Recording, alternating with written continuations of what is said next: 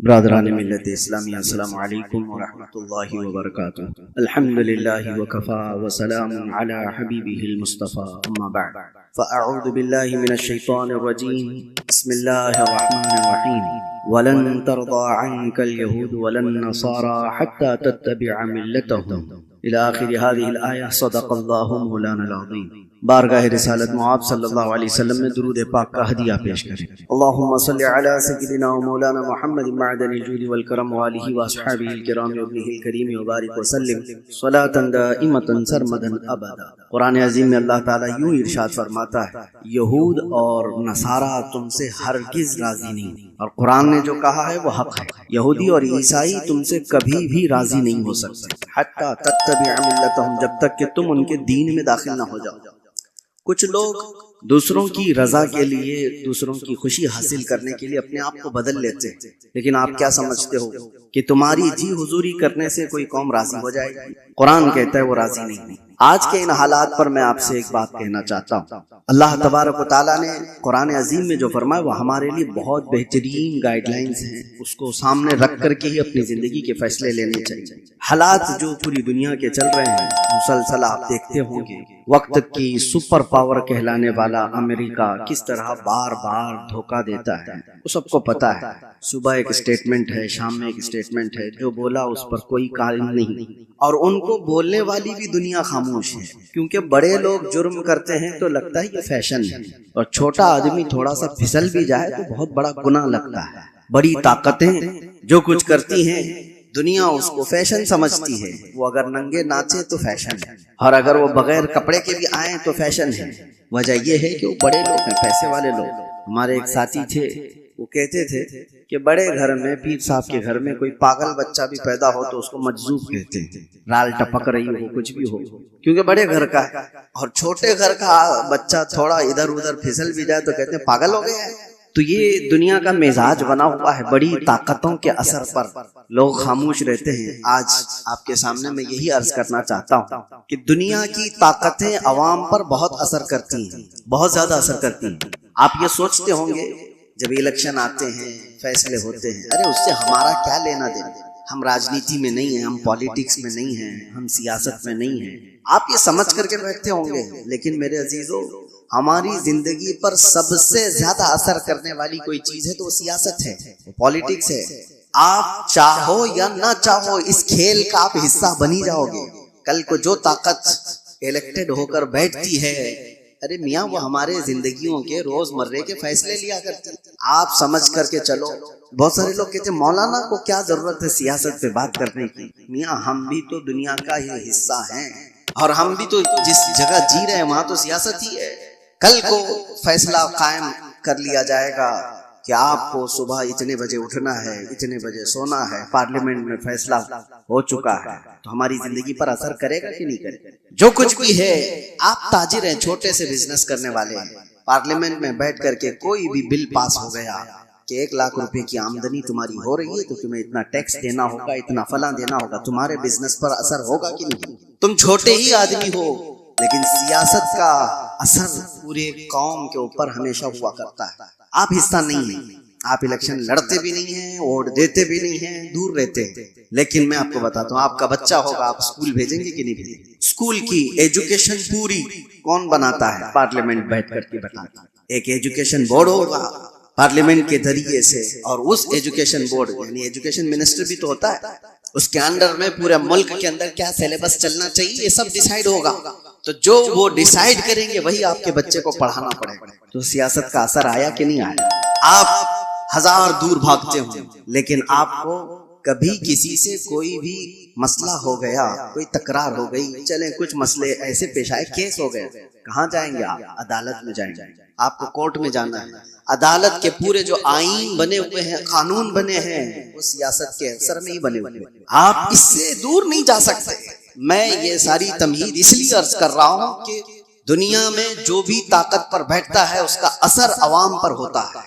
अब इस तमहीद को अगर समझ चुके हो तो आगे की बात सुनो गौर से, बहुत ध्यान से। किस लिए मैं कह रहा हूं? जब ताकत, बड़ी ताकत हुकूमत पर बैठती है तो अवाम की रोजमर्रा की जिंदगी पर तो असर होता ही है, लेकिन साथ ही साथ अकीदे पर भी असर हो जाता है, ईमान पर भी असर होता है। इसीलिए जब हुकूमत पर जब बड़ी ऐसी ताकतें आती हैं जिनका अकीदा बिल्कुल मुखालिफ हो तुम्हारे ईमान से, उसके बावजूद उसका असर देखने को मिलता है अवामुन नास। अब जो हालात उभर करके आ रहे हैं, देखना मेरी बात को आप याद रखें, मैं प्रिडिक्शन नहीं करता हूँ, कोई भविष्यवाणी नहीं है, लेकिन दस्तूर ऐसा चला है। मैं आपसे कह रहा हूँ कल को अगर ईरान का दबदबा बढ़ता है तो फिर जो हालात पेश आने वाले हैं, मैं इसके मुखालिफत में ये नहीं कह रहा हूँ वो नहीं होना चाहिए, नहीं होना चाहिए। हजारों लाखों वो लोग होंगे जो अपने अकीदे पर फिर से देखने पर मजबूर हो जाएंगे। अहले सुन्नत जमात के लिए बड़ा मसला भी होगा। ऐसे ही उससे 100 साल पहले जब सऊदी में वहाबी हुकूमत कायम हुई, पैसा ताकत सब कुछ उनके पास था, उलमा खरीदे गए, किताबें छपाई गई, जन्नतुल बकी को बिल्डोजर से पूरा तहस नहस कर दिया गया, शिर्क के नाम पर बहुत सारी चीजों को खत्म किया गया। तो ताकत थी, हुकूमत आई, और एक दो नहीं हजारों लाखों की तादाद में उनके अकीदे की बोली बोलने वाले लोग पैदा हो गए। सिर्फ अवाम नहीं, उलमा भी, बड़े बड़े मुफ्तियाने किराम जो मनसबदार है वो सब दौलत के तहत में आ गए, ताकत के तहत आ गए। ये दुनिया का मामूल है, ये चलता रहेगा। कल को आप भी देखना जब कोई पावर में आएगा तो उसकी तरफ बहुत सारी कौम हो जाएगी। वो बहुत रेयर लोग हैं जो अपने ईमान पर कायम रहते थे, वो रसूलुल्लाह के दीवाने हैं। मेरे आका सल्लल्लाहु तआला अलैहि वसल्लम के सहाबा में उस वक्त आपको बिल्कुल इस बात का अपोजिट आपको दिखाई देगा। इसका अपोजिट, हुजूर ने जब ईमान की दावत दी तो सबसे पहले आपके पास आने वाले सहाबा गरीब थे, बहुत गरीब थे। और ऐसा नहीं कि हुजूर पाक सल्लल्लाहु तआला अलैहि वसल्लम का माल देख करके वो आए थे कि बड़ी ताकत के मालिक हैं, बड़े दौलत के मालिक हैं, इनके पास जाएं। नहीं, उस रसूल के पास वो आए थे जो पेट पर पत्थर बांधा करता। वो सहाबा उस रसूल के पास आए थे जो फाका कशी को ज्यादा तरजीह देता। रसूल करीम सल्लल्लाहु तआला अलैहि वसल्लम के साथ आप तो गए गरीब सहाबा, लेकिन उनके अपोजिट में कौन थे? अबू जहल बड़े पैसे वाला, अबू लहब बड़े पैसे वाला, सफवान बड़े पैसे वाला, इतने बड़े बड़े मालदार लोग वहां पर थे जो ये पूरे सहाबा की अकेले कफालत कर सकते थे, सारे सहाबा को अकेले पाल सकते थे। अब यहाँ पर मैं आपको बताता हूँ, एक तरफ माल और पैसा और ताकत और कुव्वत है, और एक तरफ ये गरीब सहाबा की जमात है जो पीटी जा रही है, मारी जा रही है। सहाबा ने क्या किया? अल्लाहु अकबर। वो मुझे बात याद आती है, खंदक के मौके पर 1 महीने से सहाबा खंदक खोद रहे थे, और जब जंग शुरू हुई 12,000 के करीब तादाद में मुशरिकीन आ गए खंदक के उस पार। उनको पता नहीं था ये खंदक वाली जंग है मुशरिकीन। ये सहाबा ने नया तरीका इख्तियार किया था मदीने की हिफाजत के लिए कि वो खंदक अबूर करके मदीने में ना आ जाए। खैर, महीना गुजर गया था, खाने पीने की चीजें खत्म हो गई थी, फाके पर फाका चल रहा था। उस वक्त सामने वाली जो फौज थी वहां से तो रोज गोश्त भुनने की खुशबुएं आती, गर्म रोटियां उधर पक रही थी। वहां तो पैसा था, माल था, खाने की इफरात थी। सहाबा इधर भूखे हैं, प्यासे हैं, लेकिन तारीख में आप खोल करके देखो, एक सहाबी ने भी रसूलुल्लाह के ये कहा हो कि चलो उधर खाने की लजीज चीजें हैं, जाकर खा करके तो आए, उस तरफ उन्होंने चेहरा तक नहीं। हुजूर पाक सल्लल्लाहु तआला अलैहि वसल्लम ने उनसे कहा, ऐ मेरे सहाबा, मुझे पता है वो गोश्त की खुशबुएं हैं, तुम्हारी भूख को और बढ़ा देती हूँ, तुम्हारा सबर टूटता होगा, सबर करो। सहाबा ने क्या कहा? या रसूल अल्लाह सल्लल्लाहु तआला अलैहि वसल्लम, हम रोटी और बोटी के लिए इस जंग में आए होते तो यहाँ नहीं होते, वहां होते। हम आए हैं सिर्फ चेहरे रसूल के लिए। हमारी भूख का इलाज है मुस्तफा का चेहरा, हमारी बीमारियों का इलाज है मुस्तफा का चेहरा। इस दीन से उन लोगों ने एक बाल बराबर भी बगावत नहीं की। लेकिन वो अवाम की बात है कि जब जब ताकत किसी ऐसे गुमराह के पास भी आ गई तो उसकी गुमराही की तारीफ करने वाली एक जमात पैदा हो जाएगी। हाँ, एक जमात पैदा हो जाएगी। अरे दूर तो छोड़ो, हमारे इस मुल्क में कुछ सालों पहले एक कॉन्फ्रेंस हुई थी दिल्ली में, आपको पता नहीं होगा। उसमें बड़े बड़े उलमा और बड़े बड़े सूफियों को जमा किया गया था। और कॉन्फ्रेंस कराने वाले कौन थे? कॉन्फ्रेंस कराने वाले मुल्क के प्राइम मिनिस्टर थे। मुसलमानों की, सूफियों की, खानकाहों की कॉन्फ्रेंस कराई गई थी। ठीक है, उलमा भी उसमें शरीक हैं, खानकाहों के गद्दी नशीन और गधे नशीन सब उसमें शामिल है। और शुरू हो रही है कॉन्फ्रेंस, तो मुझे हैरत होती है। कसीदा पढ़ने वाला कोई मौलवी कसीदा पढ़ता है बादशाह की शान में, खुदा करे कि तेरी उम्र को उम्र खिजर अता हो, ये दुआ दी जा रही है। मैं ये कहता हूं मेरे अजीजों, ये सारा मंजर एक तरफ, लेकिन जो मैं बात कह रहा हूं, ताकत और सियासत जब आ जाती है तो बहुत सारे लोगों के अकीदे पर भी असर पड़ता है। उस वक्त अपना अकीदा बचाना ये बहुत बड़ा चैलेंज होता है। आप क्या समझते हो, ये जो फिरके पैदा हुए दीन में, ये ताकत के असर से पैदा हुए। जब सियासत पर, हुकूमत पर कोई गुमराह बैठ जाता है तो अपना अकीदा सब पर थोपने की कोशिश करता है। मुअतज़िला की जमात आई, मुअतज़िला एक फिरका है, वो कुरान को अल्लाह की मखलूक मानते थे कि कुरान फना हो जाएगा। बहुत सारे उनके अकीदे गुमराह थे। जब वो पावर पर आए, खलीफा बने या गवर्नर बने, तो उन्होंने अवाम को और उलमा को जबरदस्ती अपना अकीदा थोपा। और एक दौर ऐसा आया कि उलमा उनके हिसाब से फतवा देने लगे, उनकी तारीफें करने लगे कि ये हक जमात वाले लोग हैं। बादशाह आजम उनकी तारीफ में कसीदे पढ़े जाते थे। लेकिन मेरे अजीजों, पूरी पूरी कौम कभी गुमराह नहीं होती। हर जमाने में हक्कानी उलमा और रब्बानी उलमा मौजूद रहते हैं। मुअतज़िला की जमात पावर में थी, हुकूमत में थी, ताकत उनके पास थी, उलमा की जमात उनके पास थी। लेकिन उसी जमाने में हम देख रहे थे एक मर्द कलंदर हजरत सैयदना इमाम अहमद बिन हम्बल, इमाम अहमद बिन हम्बल को बादशाह ने 100 कोड़े मारे थे पीठ पर, और उसके बाद दूसरा आया उसने मारा, फिर तीसरा आया उसने मारा। कोड़े किस तरह से मारे जाते थे, उनकी रीढ़ की हड्डी झुक गई थी। इमाम है जिनको 5 लाख हदीसें हुजूर की याद थी, वो आम आदमी नहीं थे। इमाम अहमद बिन हम्बल जिनको रसूलुल्लाह की 5 लाख हदीसें याद, सिर्फ इसलिए कि वो ताकत और हुकूमत के तहत रह करके उनकी बोली नहीं बोलना चाहते थे। इमाम अहमद बिन हम्बल को एक बार कोड़े मारने के टाइम पे उनके दोनों हाथ जंजीर पर बांधे जाते थे और लुंगी पहने हुए थे, तहबंद, नंगी पीठ पर जल्लाद कोड़े मारना। और जब मारे जा रहे थे, एक दिन ऐसा भी हुआ कि आपकी लुंगी, आपकी तहबंद नीचे उतरने लगी, ढीली हो गई, आपकी आंखों में आंसू आ गए कि क्या मैं बेसतर हो जाऊंगा। एक आलिम रब्बानी जो कोड़े खा रहा है शरीयत मुस्तफा की हिफाजत के लिए, तहबंद नीचे गिरने लगी, आपको रोना आ गया, कोड़ों के जख्म से नहीं, दर्द से नहीं, तहबंद के नीचे होने से। अचानक देखा गया 2 हाथ गैब से आए और उनकी तहबंद को कस के बांध दी। और जो आपकी आंखों में आंसू थे, अचानक आप मुस्कुराने लगे। जल्लाद पूछता है कि हुआ क्या, तुम तो अभी रो रहे थे और अभी हंसने लग गए हो। उसने अपने हाथ छोड़ दिए। इमाम कहते हैं तू अपना काम जारी रख, तू अपना काम जारी रख, तुझे जो करने के लिए किया, करने के लिए कहा गया कर।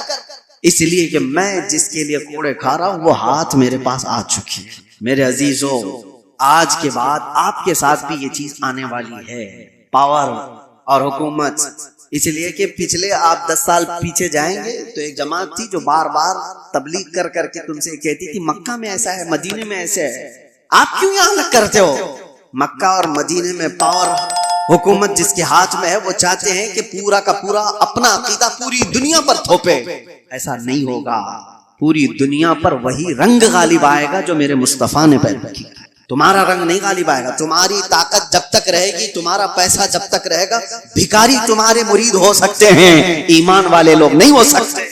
जिनका पूरा ईमान ही दौलत है, जिनका पूरा जीने का मकसद ही दौलत है, उनके अकीदे से क्या सरोकार। वो कल को कुछ और होंगे, आज को कुछ और होंगे।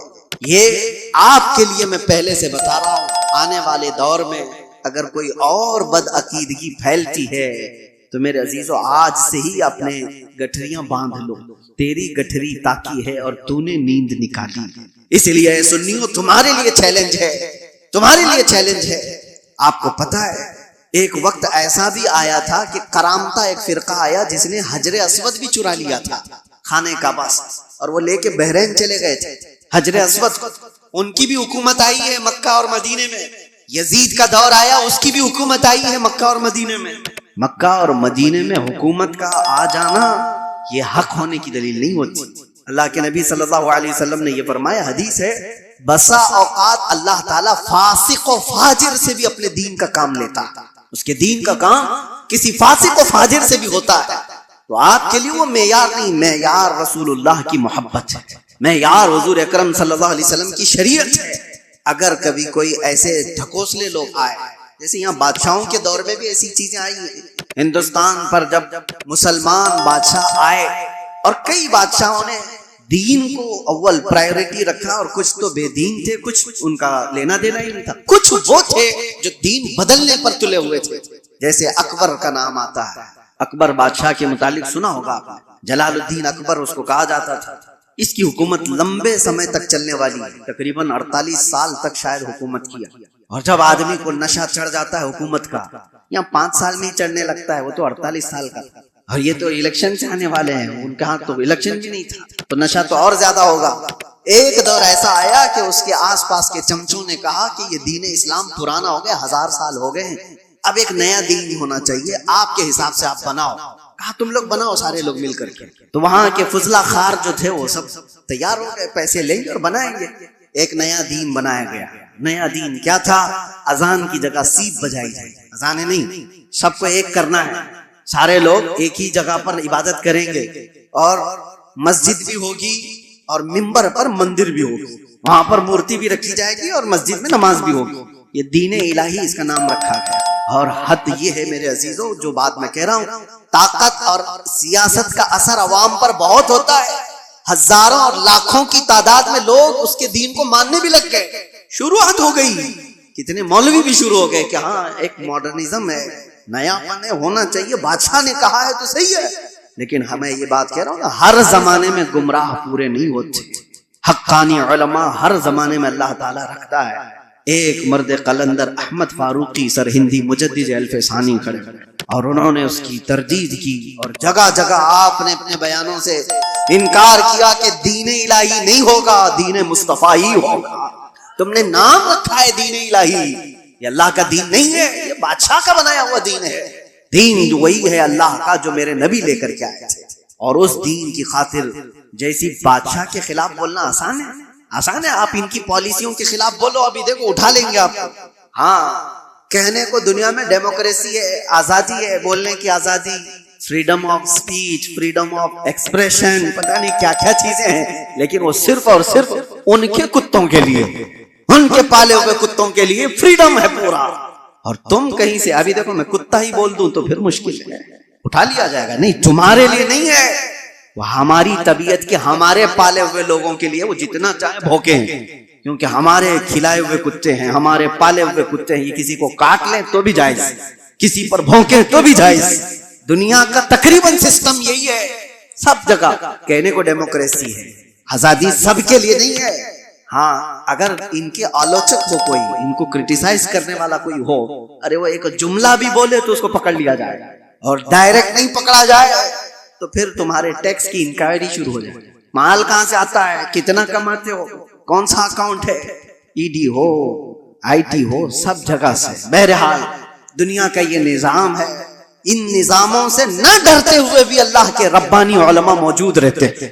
मुजद्दिद अल-फसानी को 8 साल तक जेल में रखा गया, सिर्फ अकबर के लाए हुए दीन की मुखालफत करने की वजह से। लेकिन हुआ क्या, अकबर मर गया, उसका बेटा जहांगीर आया, और उसको जब बताया गया कि जेल में मौजूद एक आलिम ऐसा है जो 8 साल में 700 कैदियों को आलिम बना दिया, वो वहां पर भी तबलीग कर रहा है, आजाद कराया गया। और उसके बाद फिर उसी सुरखरुई के साथ, इज्जत के साथ मुजद्दिद अल-फसानी दीन मुस्तफा का काम करके गए दुनिया से। हर जमाने में ये होता रहेगा।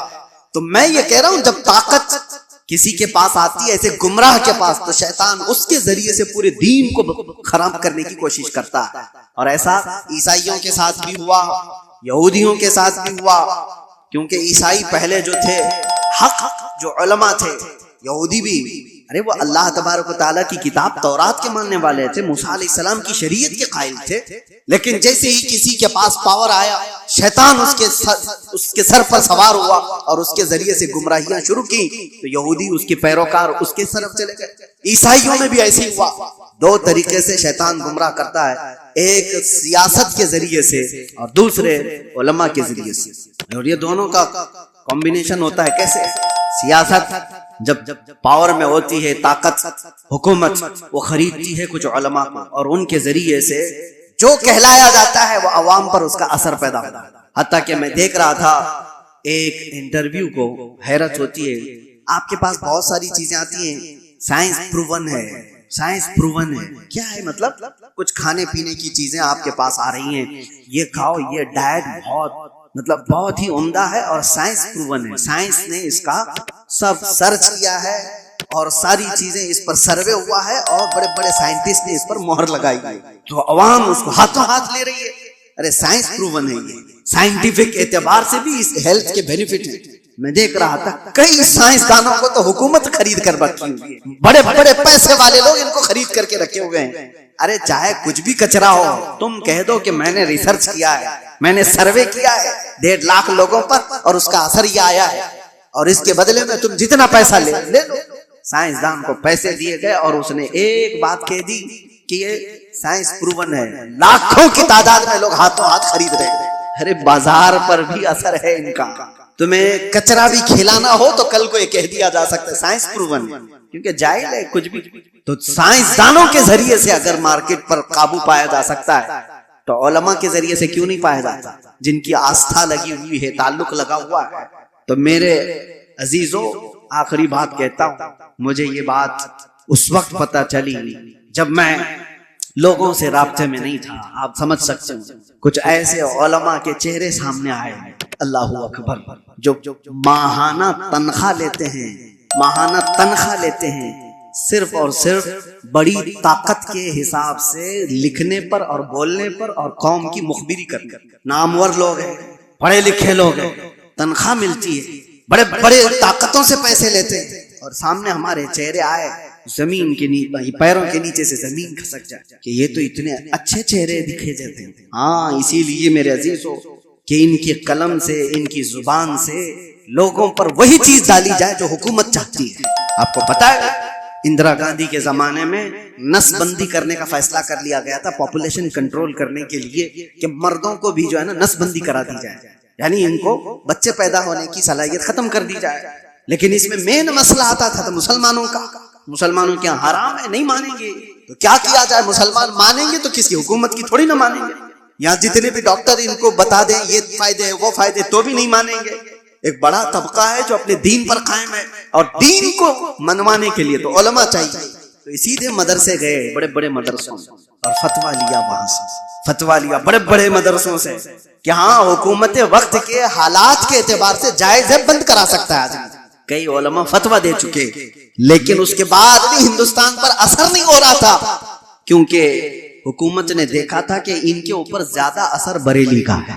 तो बरेली पहुंचे, लेकिन बरेली में कोई ऐरा गैरा नहीं बैठा था, आला हजरत का शहजादा बैठा हुआ था, हुजूर मुफ्ती आजम हिंद रज़ी अल्लाह ताला अन्हु, जो मुत्तकी परहेजगार आलिम दीन, मुत्तकी बनकर दिखाए। इस जमाने में कोई एक मेरे मुफ्ती आजम का तकवा छोड़कर। मेरे अजीजों, उनके पास जब ये सवाल गया तो आपने जो जवाब दिया वो मौजूद है। एक बार नहीं कहा उन्होंने, पूरे दलाइल के साथ लिखकर नीचे लिखा, नसबंदी हराम है, हराम है, हराम है, और जो मेरे मुस्तफा ने हराम किया वो कयामत तक हराम है। अब ये निकला, हुकूमत को पता चला कि एक मौलवी से पूरा मसला खराब हो सकता है, क्या किया जाए? छपने से बंद कर दिया जाए। लेकिन जो चीज अल्लाह पहुंचाना चाहता है वो किसी के बंद करने से कभी नहीं रुकता, कभी नहीं रुकता। प्रेस को जला दिया गया था बरेली शरीफ में, जिस जगह से ये फतवा शाया हुआ, प्रिंटिंग प्रेस जला दिया गया। प्रेस के मालिकान को कब्जे में लिया गया, गिरफ्तार किया गया, और जो दीवारों पे जाकर फतवा चिपका रहे, पुलिस पकड़ पकड़ कर ले जा रही है। कहां रुकने वाली चीज कहां है? पूरे हिंदुस्तान में आग की तरह बात फैल गई कि आला हजरत के शहजादे ने फतवा दिया है कि नसबंदी हराम है। सब मिलकर के एक तरफा ऐलान किए, हम हुकूमत के इस फैसले को नहीं मानते, कि हमारे दीन का हिस्सा है। थोड़े दिन हुआ, मुसलमानों को तकलीफें आई, उलमा गिरफ्तार हुए, लेकिन चंद ही दिनों के बाद खबर आई कि लेडी तख्त से उतर गई, हुकूमत ही गिर गई। तो मेरे अजीजों, एक बात याद रखो, ताकत और पावर के जरिए से पूरी दुनिया पर असर कायम किया जाता है। आज अमेरिका की बोली बोलने वाले लोग भी बहुत सारे होंगे, तो जो कर रहा है वो सही है। इजराइल की बोली बोलने वाले लोग होंगे, क्योंकि थोड़ा सा उनके यहाँ से गोबर मिल जाए। हाँ, यहाँ पर भी बहुत सारे हुए हैं, बहुत सारे। ये जो कर रहे हैं, मस्जिदें तोड़े, खानकाहें तोड़े, माबदें तोड़े, इससे कोई बात नहीं, लेकिन है तो अच्छे लोग हैं। उनकी जमात के भी कुछ हैं, टोपी भी पहनेंगे, दाढ़ी भी पहनेंगे। इनका वो ईमान है जो माल है। इसीलिए शेख मोहिउद्दीन इब्न अरबी की वो बात मुझे याद आती है। आप कुर्सी पर बैठे हुए थे, कुछ लोग आए मिलने के लिए, आपके सामने बैठे थे। आपने बयान करते करते अचानक कहा, तुम्हारा खुदा मेरे पैरों के नीचे रहता है। लोगों से इतना कहा तो लोग भड़क गए। इतने बड़े आलिम दीन, इतने बड़े सूफी, और कुफ्र का फतवा लगाकर निकल गए, ये तो काफिर हो गया। दो लोग बैठे रह गए। उन्होंने पूछा, हुजूर आपके ऊपर कोई चीज आ गई, आपने ऐसा जुमला क्यों कहा, खुदा पैरों के नीचे रहता है, ये तो बहुत बड़ा गिरा हुआ जुमला। आपने कहा सबर, वो भी मुझे पूछ सकते थे लेकिन वो इसलिए आए ही नहीं थे। मैं जानता हूं उन लोगों को, मैंने क्यों कहा वो बताता हूं। उसके बाद आपने अपने पैरों के नीचे से चटाई उठाई तो देखा सोने के चांदी के सिक्के पड़े हुए थे। कहा यही उनका खुदा है, वो इसकी इबादत करते हैं। मैंने ये नहीं कहा कि मेरा खुदा पैरों के नीचे है, मैंने कहा तुम्हारा खुदा मेरे पैरों के नीचे। ऐसी जमात हर जमाने में होगी जिनका खुदा माल है, जिनका खुदा पैसा है। कुरान में भी अल्लाह ने फरमाया, अराअयत मन इत्तखज़ इलाहहु हवा, ऐ रसूल क्या आपने नहीं देखा कुछ वो लोग हैं जिन्होंने अपने ख्वाहिशात को अपना खुदा बनाया हुआ है। अल्लाह ताला फरमाता है, क्या आप ऐसे लोगों की वकालत करेंगे, क्या आप ऐसे लोगों की सिफारिश करेंगे। ये वो लोग हैं, अल्लाह फरमाता है, इनहुम इल्ला कल अनआम बल हुम अदल, ये तो जानवरों से भी ज्यादा गुमराह लोग हैं। अल्लाह फरमाता है जानवरों से भी ज्यादा गुमराह हैं। बस मुझे फिक्र है, इसलिए मैंने सारी बातें की कि अल्लाह हमारे ईमान की हिफाजत करे। आने वाला जो दौर है, हुकूमत जिसकी होगी, पावर जिसका होगा, ताकत जिसकी होगी, लोग उसकी बोली बोलने लग जाएंगे। मिडल ईस्ट के जो असरात हैं, आज मिडल ईस्ट में जो जंगें जारी है, या अगर इस मोड़ पर चली जाती हैं, किसी और कौम का दबदबा आता है तो मुसलमानों के अकीदे पर भी असर कर सकता। आगे चल करके हजारों लोग आने वाली नई हुकूमत के बुलबुले हो जाएंगे, उनके मुरीद हो जाएंगे। वो कहेंगे कि ये देखो, ये हक जमात है, ये आ गई, ये हक जमात है, इसको अल्लाह ने ताकत दिया और ये पावर पर आ गए। मेरे अजीजों, ये सारी चीजें कौन आता है कौन जाता है, इससे सरोकार नहीं। एक बात ये देखो, मेरे नबी का अगर गुलाम है तो चटाई पर बैठा भी हो तो मेरा इमाम है, और नहीं है तो उससे मेरा कोई ताल्लुक नहीं। माल और पैसा और ताकत और हुकूमत और सियासत तुम्हारे दीन को बदलने में असर न करे, इतना ईमान पैदा करो। और ये कब होगा, जब तुम कदम मुस्तफा से लगे रहोगे। दुनिया की ताकतें आएंगी जाएंगी, तुम्हारा कुछ नहीं बिगाड़ेंगी। इसीलिए आला हज़रत फाजिल बरेलवी के इस बात पर अमल करके जाओ, इंशाअल्लाह हर जमाने में महफूज रहोगे। उन्हें जाना, उन्हें माना, ना रखा गैर से काम, लिल्लाहिल हम्द में दुनिया से मुसलमान गया। व आखिर दावाना अल्हम्दुलिल्लाहि रब्बिल आलमीन। अस्सलाम।